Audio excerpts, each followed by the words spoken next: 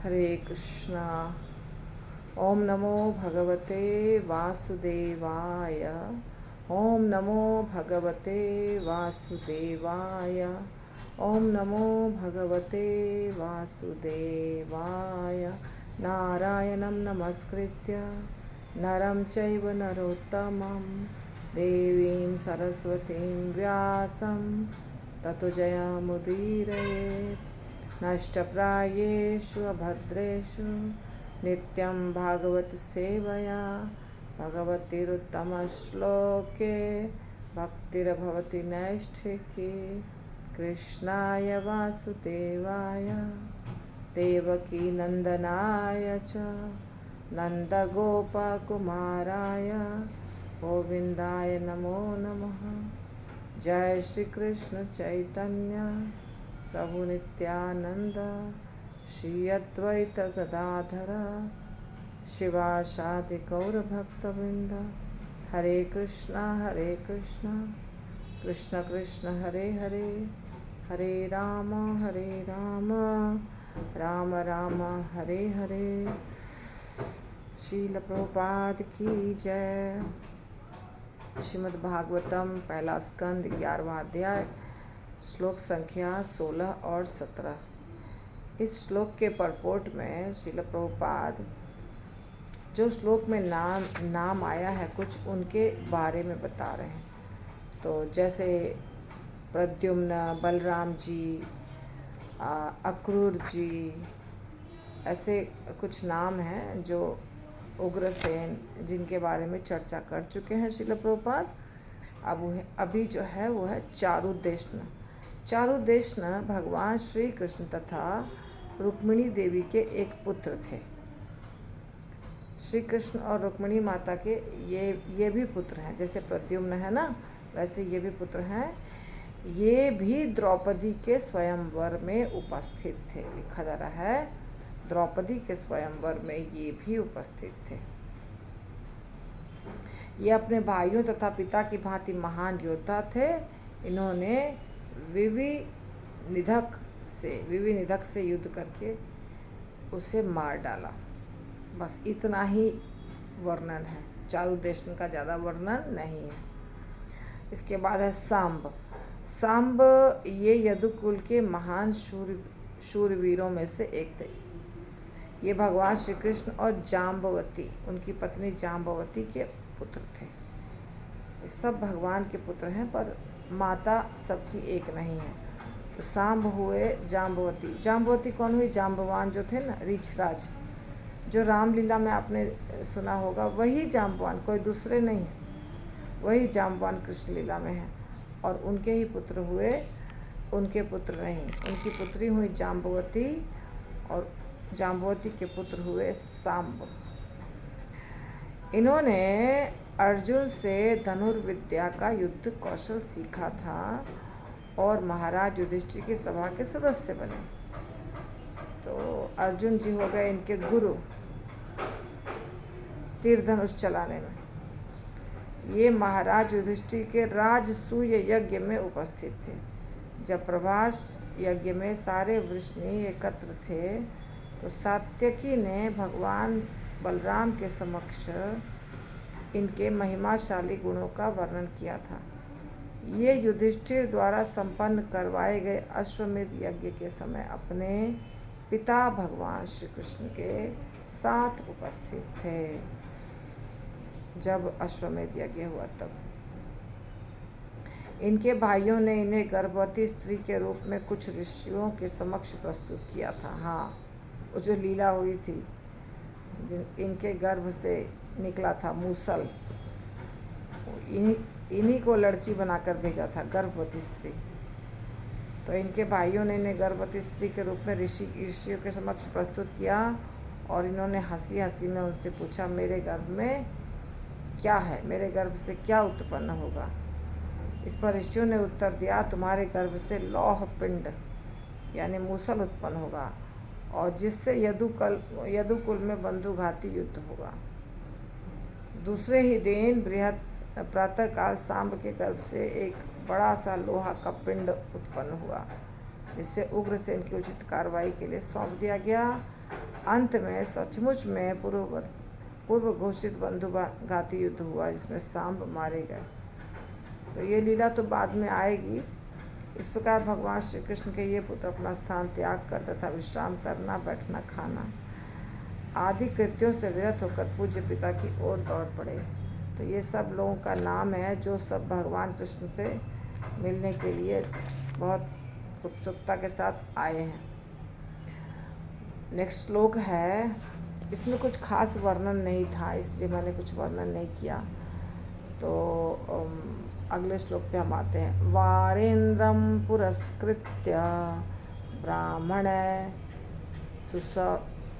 ससुमंगल शंखतूर्य निनादेन ब्रह्मघोषेण चादृता प्रत्युज्जग्मुरथैर्दृष्टा प्रणयागत साध्वसा।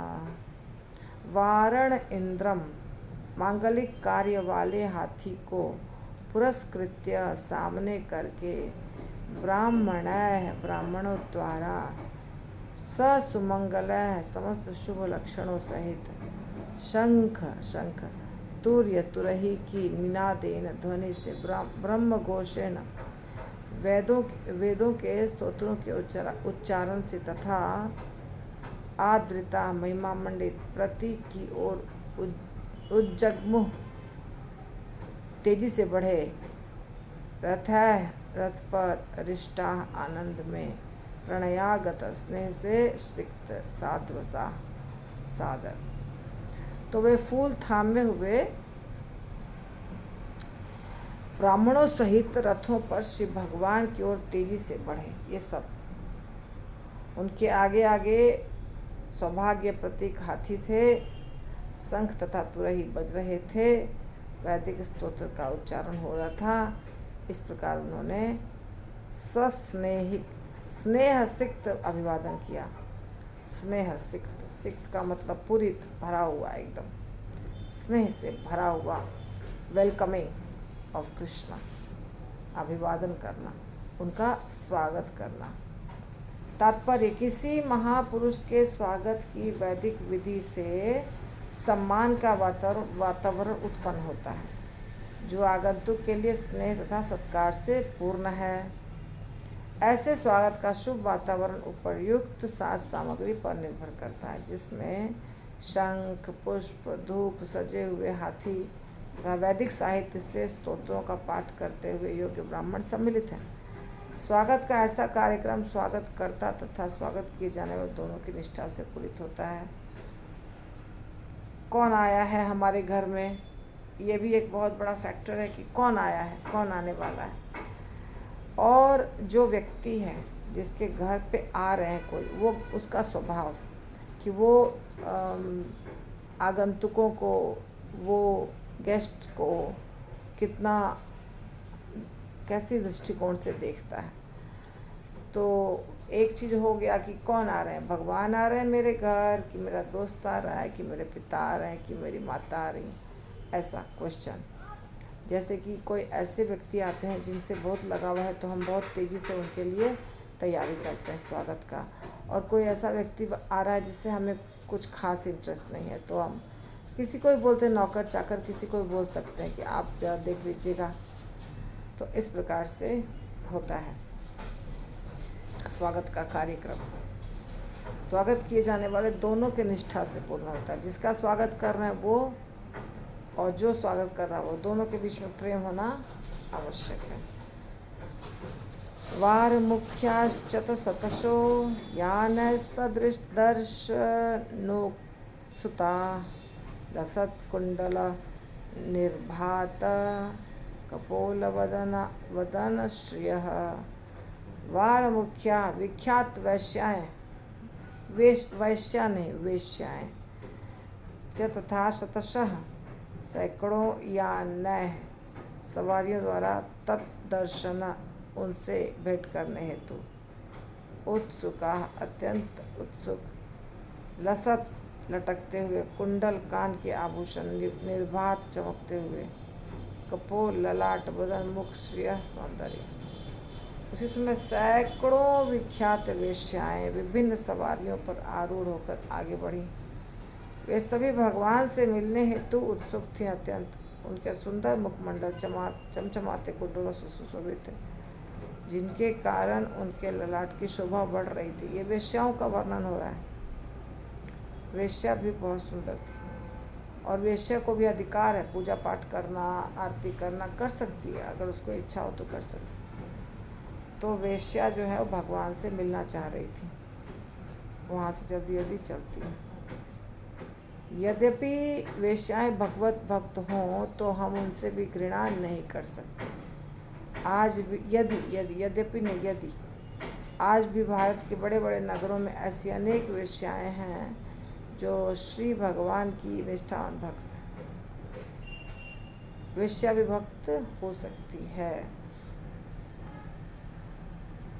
समय के फेर से किसी को ऐसा पेशा करना पड़ जाता है जो समाज में सम्मानित न हो, लेकिन इसके कारण भगवत भक्ति करने में कोई व्यवधान नहीं आता। भगवत भक्ति अपनी जगह पर है। और अभी हम फंस गए हैं कहीं, मान लीजिए कोई फंस गई है स्त्री, कभी कभी ज़बरदस्ती फुसला के, बहला के, चीटिंग करके लाया जाता है, शादी करके लाया जाता है, और बाद में उसको लगता है कि मेरा पति है, बहुत प्रेम दिखाता है, और बाद में उसको क्या करता है, बेच देता है। वेश्या कोठा पे जाके बेचता है, कोठा कहा जाता है, कोठा पे जाके बेच देता है। और आज अभी एक पिक्चर बनी थी थोड़े समय पहले वेश्या के ऊपर, और सच्ची घटना, नाम तो नहीं याद आ रही है मुझे, पर एक पिक्चर बनी थी मुंबई की वेश्या के ऊपर। वो सच्ची घटना, मतलब सच में वो बड़े आदमी की बेटी थी, अच्छे बिजनेसमैन की बेटी थी, और गुजराती, और उसके यहाँ एक आदमी काम करने वाला था, जैसे होता नहीं है लिखाई पढ़ाई करने वाला, कोई अच्छा पढ़ा लिखा लड़का था। उससे प्रेम करने लग गई, फिर उससे शादी करने के लिए ज़िद की, माता पिता ने मना किया, फिर वो भाग के शादी कर ली। बहुत पहले की बात है ये, भाग कर शादी कर ली। वो लड़का उसको लेकर मुंबई आया, और मुंबई में कोठा पे जाके बेच दिया। अब वो कहाँ जाती, फंस गई। अब वो तो माँ के घर जा नहीं सकती है, शर्म के मारे बुरी हालत। और वो लड़का तो भाग गया पैसा लेके। तो वो लड़का पति का बनने का नाटक किया, उसका यही काम होगा ऐसा लगता है। फिर वो पूरे जीवन वेश्या बनी रही। तो कुछ उसने अच्छा काम भी किया था जिसके कारण उसके ऊपर पिक्चर बनी।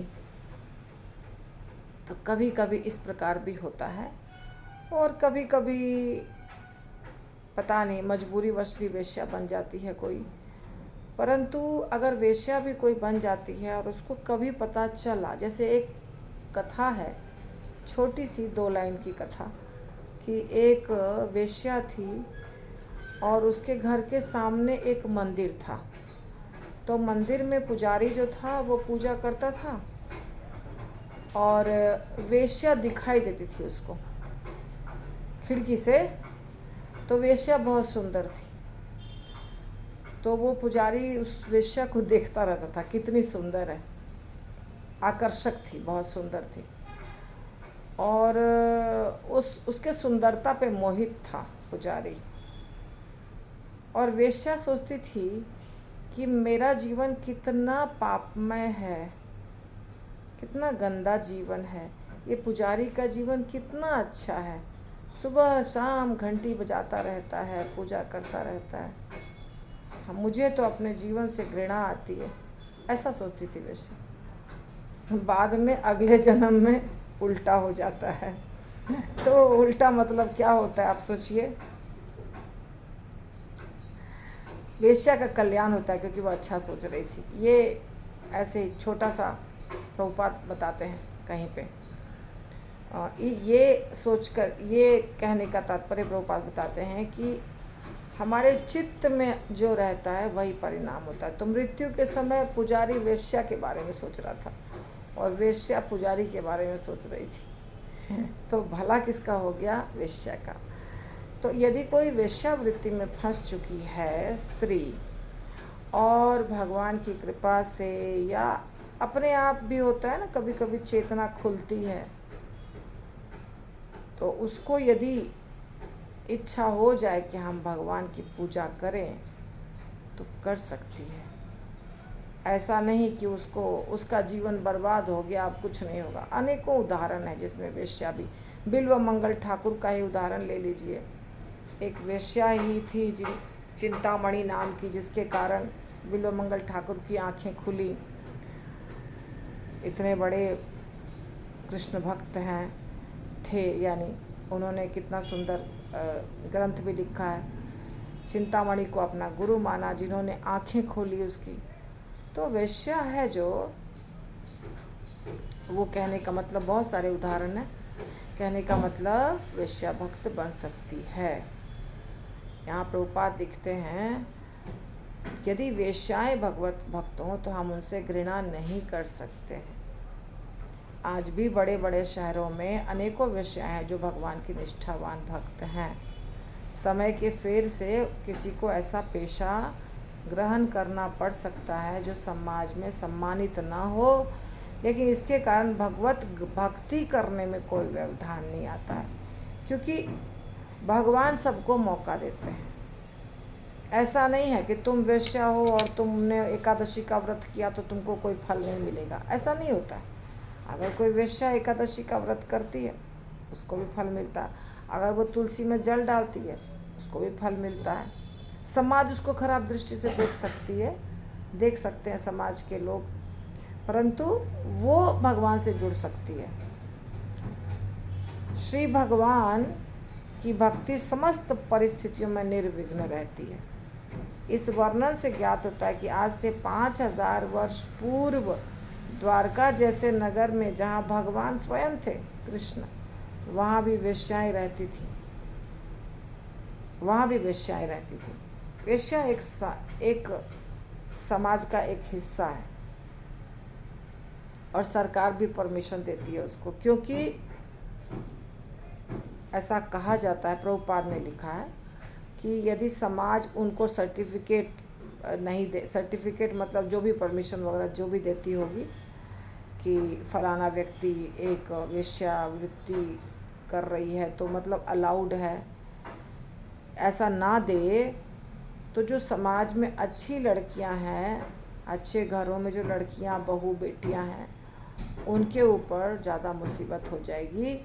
इसीलिए उनको एक स्थान दिया जाता है, तुम उधर रहो, वहाँ पे जो करना है करो, जो पुरुष को वहाँ जाना है वो जाए, परंतु वहीं रहो। आजकल तो सब जगह पूरे सोसाइटी में कहाँ छुप के गलत तरीके से करने वाली स्त्रियां मिल जाएंगी, ये बात अलग है।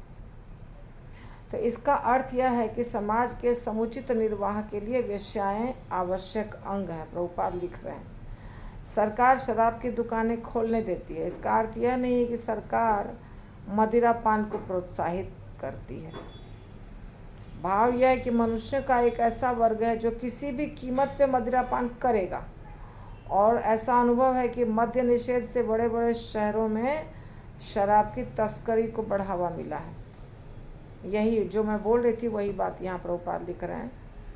इसी प्रकार जो व्यक्ति घरों में संतुष्ट नहीं होते हैं, उन्हें ऐसी छूट है कि छूट की अपेक्षा रहती है, और यदि वेश्याएं न हो तो ऐसे निम्न लोग दूसरों को वेश्यावृत्ति के लिए प्रेरित करेंगे। तो अच्छा हो कि ये वेश्याएं बाज़ारों में उपलब्ध हों, जिससे समाज की पवित्रता कायम रहे। समाज के अंदर वेश्यावृत्ति को प्रोत्साहन देने की अपेक्षा वेश्या वर्ग को बनाए रखना अच्छा होगा। वास्तविक सुधार तो सभी लोगों को भगवत भक्त बनने हेतु समझाना है, जिससे जीवन के समस्त पतनोन्मुख कारकों पर रोक लगेगी।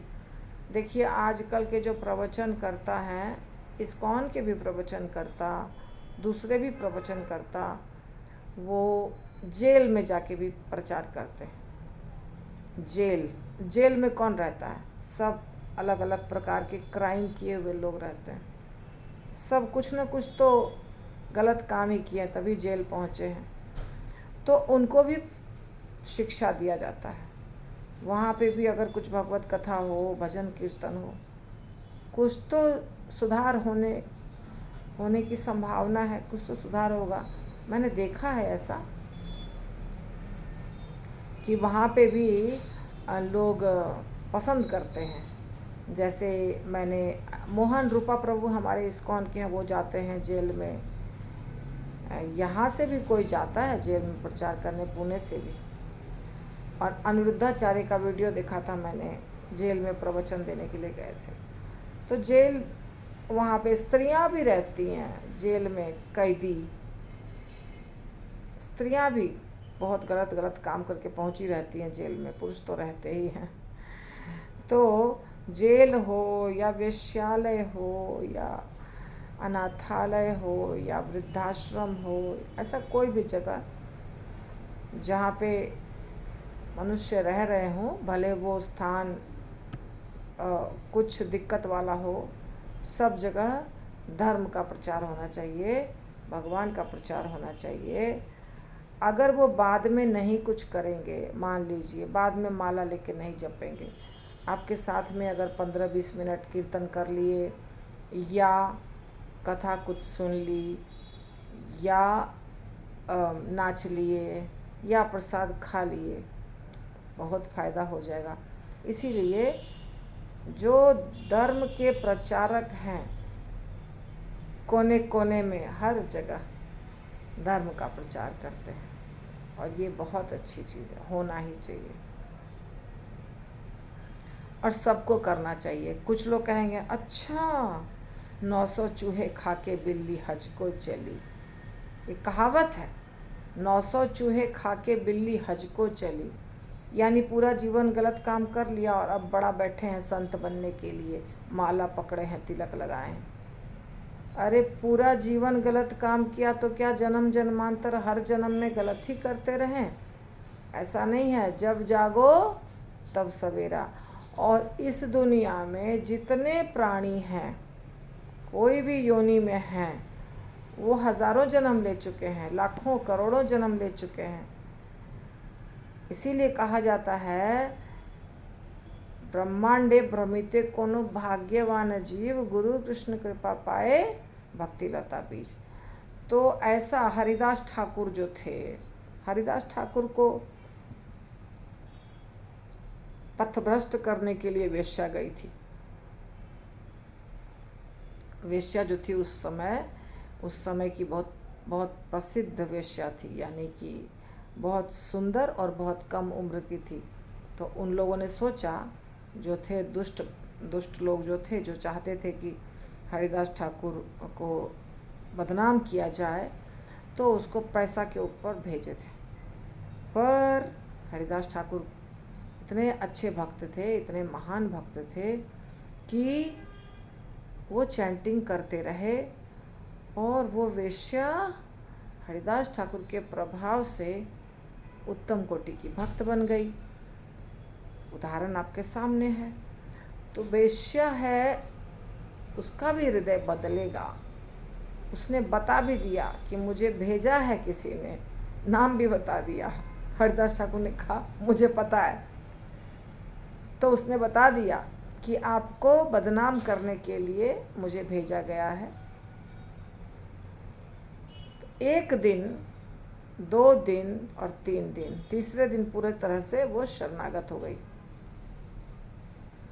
3 दिन नाम जप सुनने से, या वो व्यक्तित्व हैं, भक्त जो हैं, उनका व्यक्तित्व इतना ऊंचा है कि उनके दर्शन से या वहाँ बैठ के उनका जो वाइब्रेशन आ रहा है, उससे हृदय परिवर्तित हो गया। वेश्या का हृदय पूरी तरह से परिवर्तित हो गया। इसीलिए समाज में कोई भी व्यक्ति कितना भी गंदा हो, अभी हमारे लोगों की आदत बहुत ख़राब है, हमारे यानी भक्तों, इस्कॉन के भक्तों की मैं बता रही हूँ, ज़्यादातर भक्तों की आदत कैसी है, ओ ये तो शराब पीता है, नॉनवेज खाता है, जाओ। अभी हम एयरक्राफ्ट में बैठते हैं, एयरक्राफ्ट में कितना बगल बगल में सीट होता है। ऐसा नहीं कि ट्रेन की तरह थोड़ी बड़ी सीट है, नज़दीक नज़दीक रहता है। खास करके इकोनॉमिक क्लास, बिजनेस क्लास में थोड़ी बड़ी सीट मिलेगी। इंडिगो वगैरह इकोनॉमी क्लास है पूरा एयरक्राफ्ट। और अगर आप लेंगे जेट, जेट तो अब चला गया, जेट में था इकोनॉमी क्लास, बिजनेस क्लास अलग। बिजनेस क्लास के सीट बड़े बड़े होते हैं। तो इसमें इतनी कम जगह में 3 सीट ऐसे चिपका चिपका के बना दिए। आपके इधर भी नॉनवेज खा रहा है, इधर भी नॉनवेज खा रहा है। सैंडविच नॉनवेज का खा रहा है, अंडा कड़ी है, चिकन कड़ी है, और आप बीच में दुबके हुए हैं कृष्ण भक्त। क्या करेंगे अभी आप क्या करेंगे? आप घृणा करेंगे उससे? कभी कभी मुझे ऐसा व्यक्ति मिल जाता है, वो तिलक विलक देखता है, ma'am can I eat this? मतलब उसको पूछता है मेरे से कि मैं खाऊं, आपको कोई दिक्कत होगी क्या? कोई दिक्कत नहीं, आप खाइए।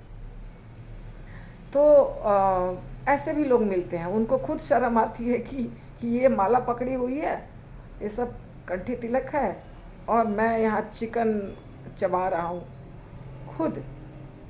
अब पर ऐसा भी देखा है मैंने भक्तों को, यदि कोई नॉनवेज खा रहा है, ट्रेन में कोई नॉनवेज खा रहा है, तो बस एकदम लगेगा सिंह को नफरत, ये बदबू आ रही है ये। अरे बाबा, भक्त बनने के पहले हम लोग भी इस टाइप का कुछ कुछ कर चुके हैं, ऐसा नहीं होता है। आप ये समझिए कि वो खा रहा है, आपको थोड़ा सा उसका स्मेल आ रहा है, पर वो बद्धता है, वो खा रहा है, उसको अभी तक किसी का एसोसिएशन नहीं प्राप्त हुआ है। अगर आपको चिंता है तो थोड़ा सा प्रसाद दे दीजिए उसको, थोड़ा सा कुछ ज्ञान दे दीजिए उसको, थोड़ा सा कीर्तन कर लीजिए जो सुन लेगा। लेकिन नफरत करके, अरे ऐसा गलत दृष्टि से, हीन भावना से देखना, कुछ लोग बड़ा हीन भावना से देखते हैं। पूरे रास्ते अगर 24 घंटे की जर्नी है, 32 घंटे की जर्नी है, तो उस व्यक्ति से छुआछूत हो जाएगा, छुआछूत की तरह दूर रहेंगे। ये करना ठीक नहीं है। हमारी पर्सनालिटी ऐसी होनी चाहिए, हमारा व्यक्तित्व ऐसा होना चाहिए। हम भक्त हैं ना, तो हमारे आवाज़ में, हमारे कार्य में, हमारे सोच में, इसमें ऐसा होना चाहिए आकर्षण कि व्यक्ति अपने आप आपके तरफ आकर्षित हो जाए और उसको लगे कि वाह कितना अच्छा है, हमको भी ऐसा करना चाहिए। आपके विचार में, सबसे ज़्यादा तो विचार को बदलना पड़ेगा। यदि विचार को बदलेंगे तो आचार अपने आप बदल जाएगा। अंदर में नफ़रत है तो बाहर भी नफ़रत दिखाई देगा। स्त्रीलिंग पुल्लिंग बहुत गड़बड़ होता है यहाँ पे मेरा, पता नहीं क्यों। महाराष्ट्र में आने के बाद थोड़ा ज़्यादा हो गया है गड़बड़। तो कहने का मतलब है कि धीरे धीरे, बहुत दिनों से भक्ति जो कर रहे हैं, जो एकदम नए हैं उनको छोड़ दीजिए, जो बहुत सालों से भक्ति कर रहे हैं, उनको अपने अंदर ये परिवर्तन लाना चाहिए कि हम किसी से घृणा नहीं करें। प्रभुपाद लिख रहे हैं, वेश्याएं भी भगवत भक्त यदि हैं तो उनसे भी घृणा न करें। भगवत भक्त हैं, बन गई हैं, बहुत अच्छी बात है। हमें तो वेश्याएं नहीं मिलती हैं ना, हम तो ऐसे समाज में नहीं रहते हैं जहाँ वेश्या हमको इधर उधर मिलती रहे, और कोई मिले भी तो हमको पता थोड़ी चलेगा। परंतु नॉनवेज खाने वाले, शराब पीने वाले, सिगरेट पीने वाले, ये तो आपको खूब मिलेंगे। तो उनसे नफ़रत नहीं करना है। बद्ध हैं, थोड़ा बहुत कोशिश कर सकते हैं कि वो कुछ उनका कल्याण हो जाए। नफ़रत करेंगे तो प्रचार कैसे करेंगे? प्रचार और नफ़रत दोनों दो चीज़ हैं। प्रचार तभी होगा जब आप लोगों से नफ़रत नहीं करके उनके लिए कुछ भला कर देंगे, उनका भला कर देंगे। तो इसलिए बहुत अच्छी बात है, बहुत प्रैक्टिकल बात बता रहे हैं श्रील प्रभुपाद। और ये हम देख रहे हैं कि भगवान के ज़माने में भी वेश्याएं थी, भगवान के ज़माने में भी सब कुछ होता था, तो अभी क्यों नहीं होगा? अभी तो कलयुग भयंकर प्रचंड रूप में आ चुका है और बढ़ रहा है, तो होंगे चारों तरफ ऐसे लोग दिखेंगे। हमें अपने आप को बना के रखना है। मैं एक और अच्छी सी बात आपको शेयर करती हूँ, मेरा अनुभव। इस दुनिया में हमारे चारों तरफ हज़ारों लोग हैं, इंडिया है, यहाँ पॉपुलेशन भी ज़्यादा है, तो हमारे चारों तरफ आपको सब जगह लोग ही लोग दिखाई देंगे और हर व्यक्ति दौड़ लगा रहा है, रेस लगा रहा है। कोई भौतिक दुनिया में दौड़ लगा रहा है तो उनसे ज़्यादा इंटरेस्ट नहीं रखना है। अब जो रेस लगा रहे हैं या दौड़ लगा रहे हैं आध्यात्मिक दुनिया की तरफ जाने के रेस में जो हैं, अर्थात भगवत धाम जाने के दौड़ में जितने लोग हैं हमारे चारों तरफ, उसमें भी सैकड़ों लोग आपको दिखेंगे। ये भी भक्ति कर रहा है, ये भी भक्ति कर रहा है, ये भी भक्ति कर रहा है, सब कर रहे हैं। अब सारे भक्ति करने वाले ही हैं, तो उसमें क्या कंपटीशन के भावना से देखना, हम ज़्यादा महान हो जाएं, वो थोड़ा कम हो जाए, उसकी थोड़ी शिकायत कर दें ताकि पता चल जाए अरे मैं तो बहुत अच्छा हूँ, वो तो इतना अच्छा नहीं है। ये करना ठीक है?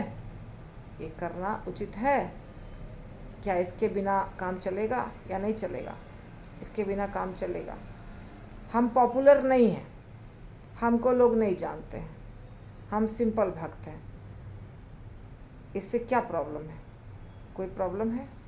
जो पॉपुलर हैं उनकी भी मृत्यु होगी, जो पॉपुलर हैं उनको भी भूख प्यास लगती है, जो पॉपुलर हैं और जो पैसे वाले हैं उनके जीवन में भी सुख दुख आता है। तो बहुत प्रसिद्ध भक्त होना, इस्कॉन में प्रसिद्ध है, पुणे में प्रसिद्ध है, इंडिया में प्रसिद्ध है, वर्ल्ड में प्रसिद्ध है, तो हमको ऐसा बनना चाहिए? नहीं, हमको हमारे पास सिर्फ एक ही क्वेश्चन होना चाहिए, मैं ये जो कार्य कर रहा हूँ क्या ये कृष्ण को खुशी देगी? ये जो वचन बोल रहा हूँ क्या ये कृष्ण को खुशी देगी? ये जो कार्य कर रहा हूँ क्या ये कृष्ण को खुशी देगी? ये जो सोच रहा हूँ क्या ये कृष्ण को खुशी देगी? बस। और गुरु को भी ये क्वेश्चन मार्क हमेशा आना चाहिए, और यही तराजू है तौलने का। तौल लीजिए, लगता है कि खुशी देगी तो कर लीजिए, लगता है कि खुशी नहीं देगी तो मत करिए, बस जीवन चलता रहेगा। तो इसके आगे हम करेंगे कल। हरे कृष्णा। श्रील प्रभुपाद की जय। श्रीमद् भागवतम की जय।